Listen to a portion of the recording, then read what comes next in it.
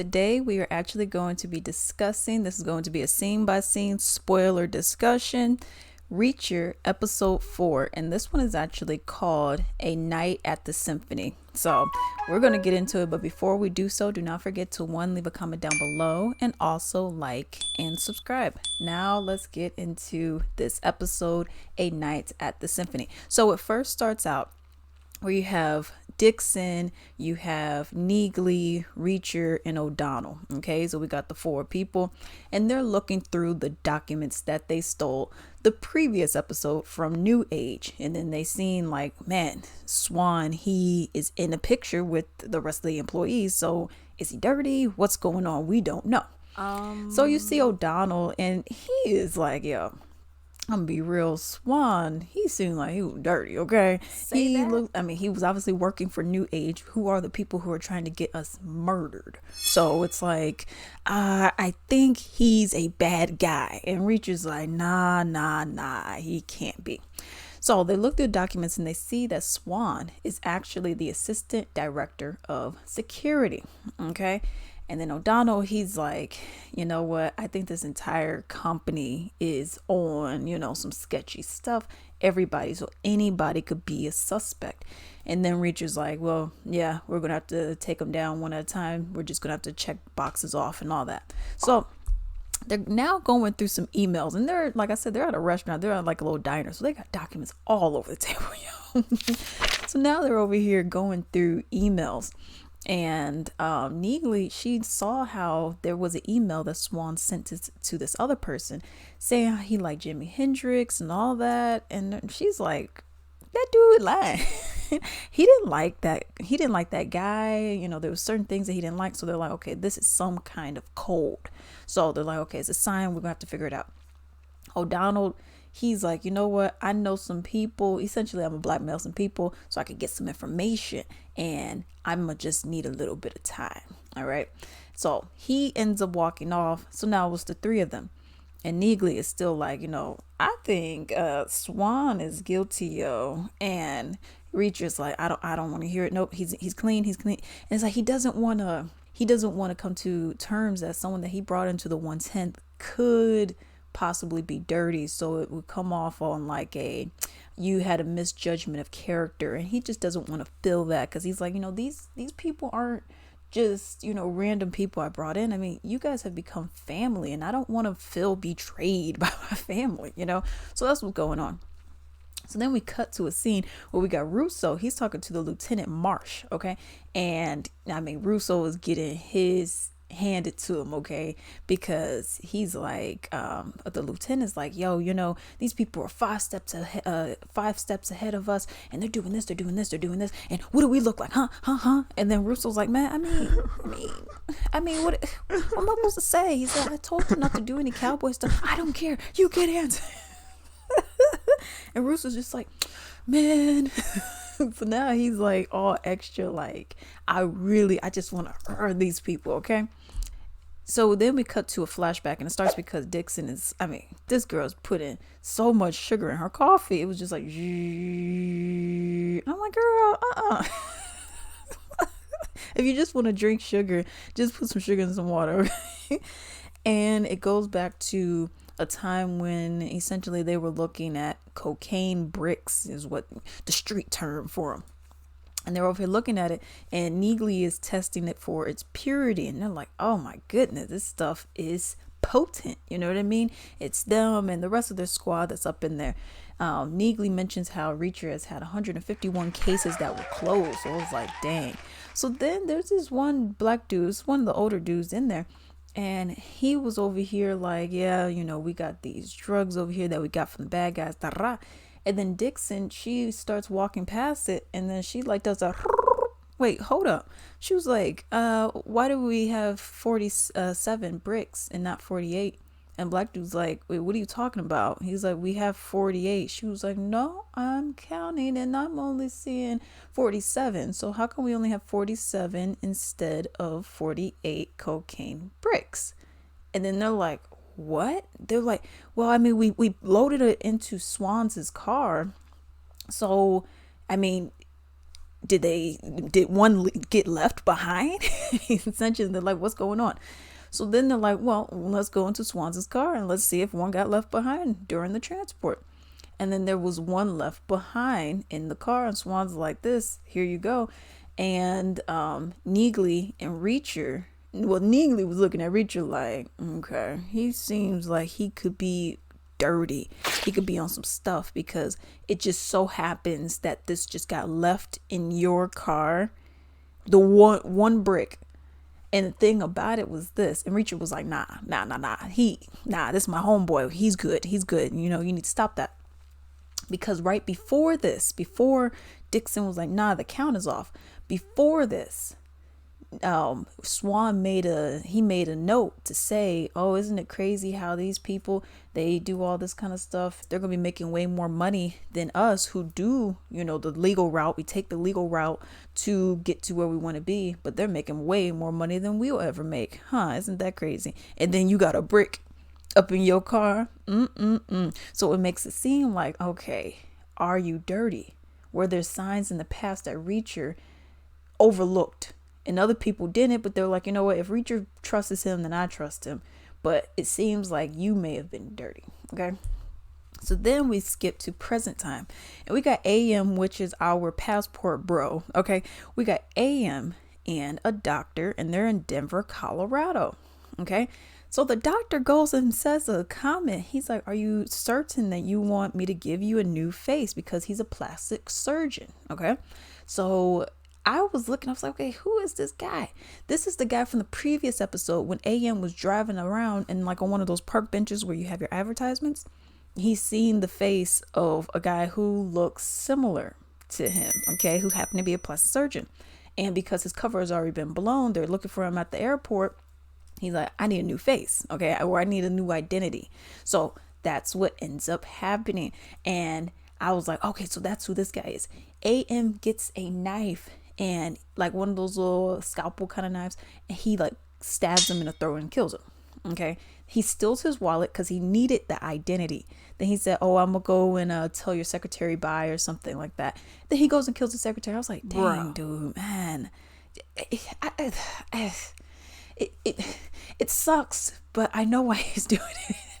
Because I mean, obviously she's going to identify him, but he had fingerprints all over the place. He was touching on the chair, touching on the desk, touching on the door, touching on the pins. I'm like, but I guess because he's so good at what he does that, they're not going to catch him anyways. You know what I mean? Because how would they be able to if they never caught him before? So because he's so good. So he ends up killing the secretary, killing this doctor, plastic surgeon guy, so he could go and steal his identity. And he does so successfully. So then we skip to a motel room, okay? And O'Donnell, he shares with the team, like, yo, I got information on this one dude. Essentially, he's a dummy, privileged dude, okay? And he DUIs, getting high, just he's that kind of guy. But because his parents had connections, went to the Ivy League school and all this other stuff, all that, he was able to get into a high place, even though, let's be real, he did not deserve to be in said place anyways. Right. But that's what ended up happening. So he's like, okay, yo, we could go and blackmail this dude, okay? I got a whole plan and everything. I'm like, okay. So then Russo gets on the phone and calls Reacher while they're in the motel room. And then he's like, yo, what the heck, man? Y'all broke into New Age. I said no cowboy bebop stuff. And he's like, well, I mean, And then he was like, well, what am I supposed to be doing? Your clerical work for you? Huh? You over here asking me to do this? And Reacher's like, yep. Ding. He went and hung up on him, yo.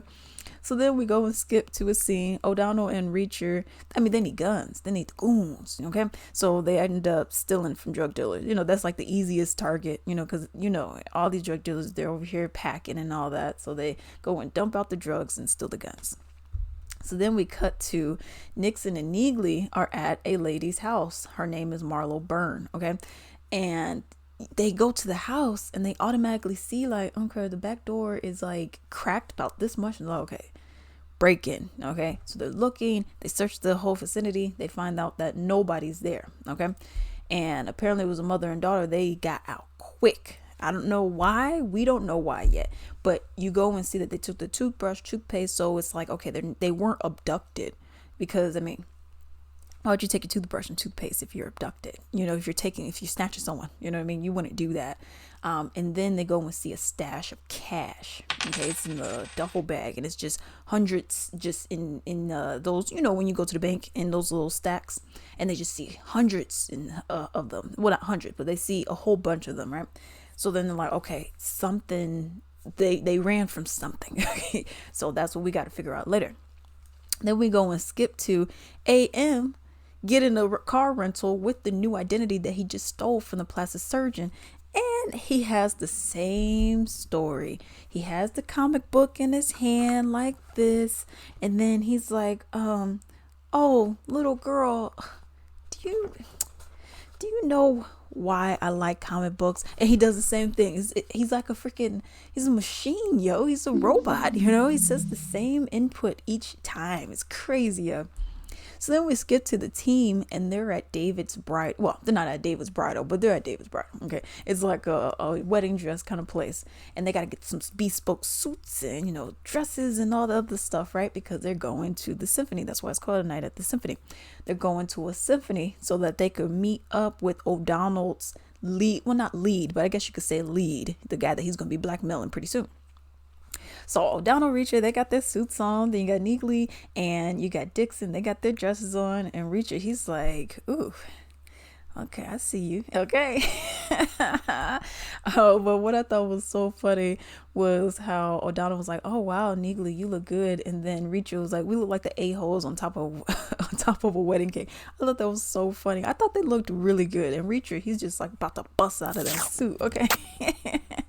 So now we head to the symphony, okay, and you see that Dixon, she has her ticket, and she was like, oh, I don't go to these things often. And she meets the guy who they're planning on setting up, and then like she's like, oh, I don't go to these things often. I mean, do you know where I could get this seat? Like, do you know where it is? I just need help. You know, damsel in distress, they love that.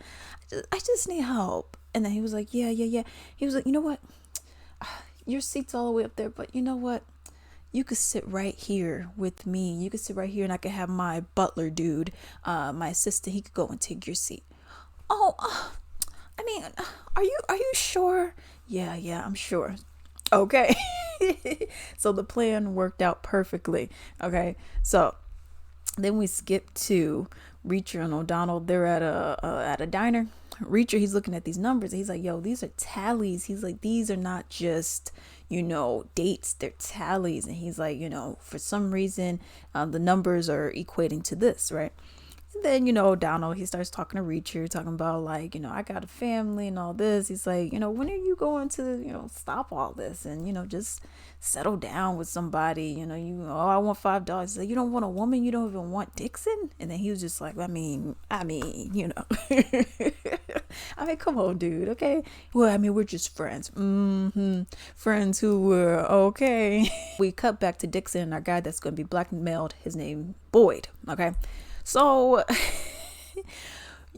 they end up going to a car, right? Because the homeboy, he wants to do blow. And she's like, oh, okay. I mean, I just never know how to make these lines, you know, nice and, you know, narrow, or do I make it thin? I mean, could you help me? Then he was like, yeah, I got you. And she was like, well, I mean, you could take the first hit. I mean, because you're just so great. And then he was like, okay. He sniffs, and then he got the pew, pew, pew, police, and he's like, oh no. So we have a black dude named Finley that was from the previous season, who, you know, Reacher called in for help, like, hey, I need your help because you got a badge and all that. He's like, okay, yeah, I got you.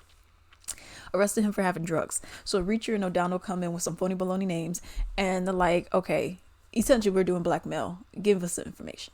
And then he was like, okay. I mean, he starts singing like a canary, y'all. I mean, he was just like, I mean, I could tell you what I had for breakfast yesterday. Yeah, I could tell you what I ate just before I got there. And I'm like, dude.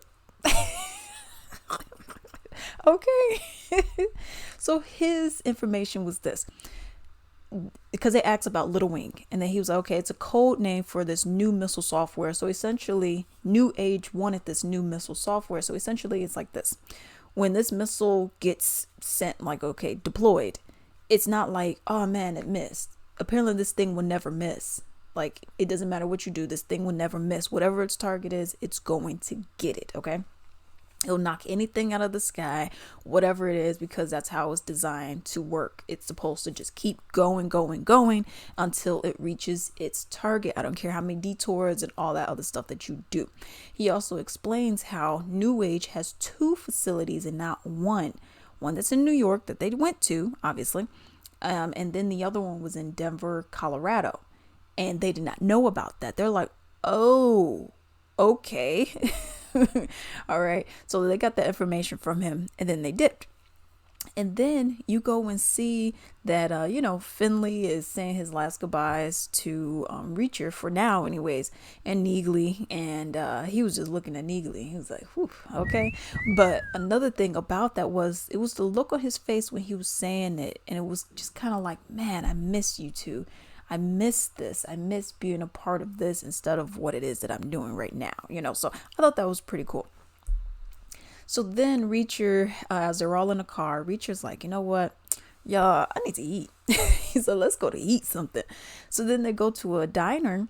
They barely got, freaking 5 feet away from the car. And these bikers, it's about 12 of them, just show up and surround them.